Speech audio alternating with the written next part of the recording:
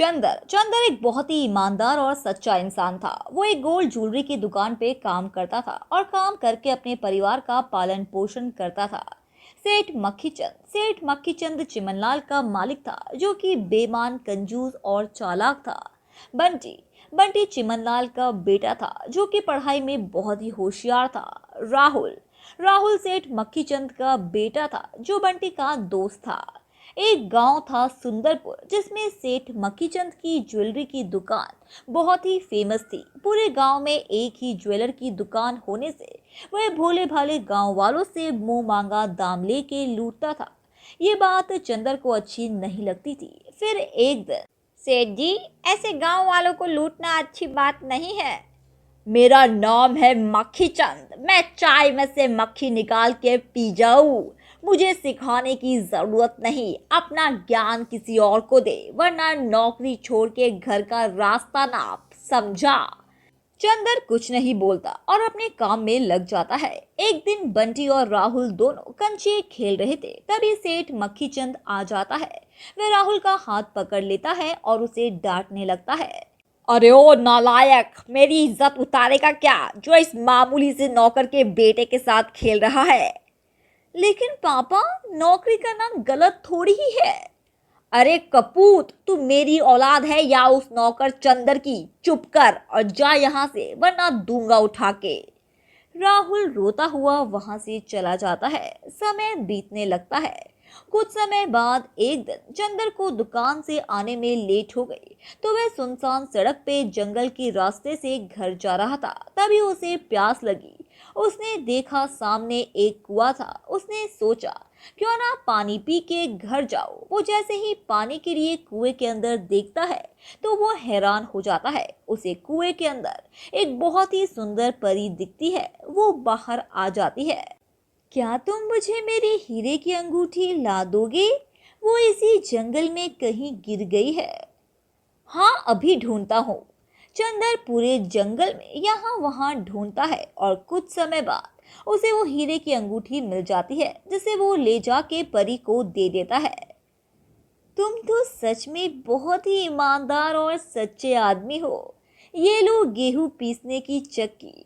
इसे तुम्हारी पत्नी को तकलीफ नहीं होगी और जल्दी जल्दी रोटियां बन जाएंगी। शुक्रिया परी। चंदर वहां से चला जाता है और घर जाके चक्की को अपनी पत्नी को दे के खुशी खुशी सारी बात बताता है। हाँ, तो और इसमें इतना खुश होने की क्या बात है? एक चक्की ही तो है, ज्वेलरी की दुकान पे काम करते हो, लेकिन अपनी बीवी को कभी एक सोने का तार भी ला के नहीं देते। इस मामूली सी चक्की से खुश हो रहे हो? हाँ, ये महंगाई, खर्चा क्या करूं। चंदर की पत्नी मुंह बना के चली जाती है। अगले दिन जब चंदर की पत्नी गेहूं डाल के आटा पीसने लगती है, तो दंग रह जाती है। आटे की जगह उसमें से सोने के मोहर निकलने लगते हैं। वो जैसे जैसे पीसती, सोने के मोहर निकलते। वो ये सब बात चंदर को जाके बताती है। तब चंदर को समझ में आया कि उस परी ने उसे सोने बनाने की चक्की दी है। वो खुश होके उन मोहर को बाजार में जाके बेच देता और खूब सारे पैसे ले आता। धीरे धीरे चंदर ने अपना मकान बना लिया। क्या बात है, आजकल चंदर तो पैसे वाला हो गया, वो भी अचानक। लगता है रातों रात कोई लॉटरी लग गई है इसे। कुछ समय बाद चंदर ने एक ज्वेलर की दुकान खोल ली, जहां सही कीमत में गहने मिलते। वो ईमानदारी और सच्चाई से गहने बेचता, इसीलिए बहुत ही जल्द सेठ मक्खीचंद के ग्राहक टूट गए। और फिर एक, मेरा नाम है मक्खीचंद, मैं चाय में से मक्खी निकाल के पी जाऊं। अरे ओ नमक हलाल, आखिर तूने नमक हलाली कर ही ली। पूरे गांव में सिर्फ मेरी दुकान थी ज्वेलरी की, अब तूने भी खोल ली। मेरे सारे ग्राहक तोड़ दिए। तेरी ये बदमाशी मैं खूब समझता हूँ।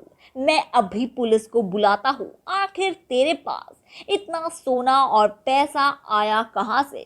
तूने इतने जल्दी एक ज्वेलरी की दुकान खोल ली।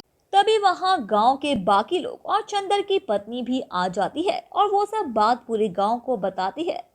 सेठ जी, ईमानदारी और सच्चाई का फल मीठा ही होता है। मुझे भी यही मीठा फल मिला है, लेकिन मुझे लगता है अब मुझे सिर्फ मेहनत पे विश्वास करना है। इसीलिए चक्की को मैं कल ही वापस उस परी को दे दूंगा। सही कहा तुमने चंदर, मुझे अपनी गलती समझ आ गई, मुझे माफ कर दो।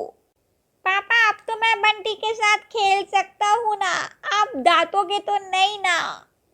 माफ कर दे मुझे मेरे बच्चे, अब तुझे कभी नहीं रोकूंगा। किसी भी बच्चे के साथ खेल ले, तू आराम से खेल। वैसे पापा, सुबह का भूला अगर शाम को घर आ जाए तो उसे भूला नहीं बोलते। सब हंसने लगते हैं जोर जोर से। अगले दिन चंदर वो चक्की को जंगल जाके परी को दे देता है। आखिर चंदर को मिल गया मेहनत और ईमानदारी का फल।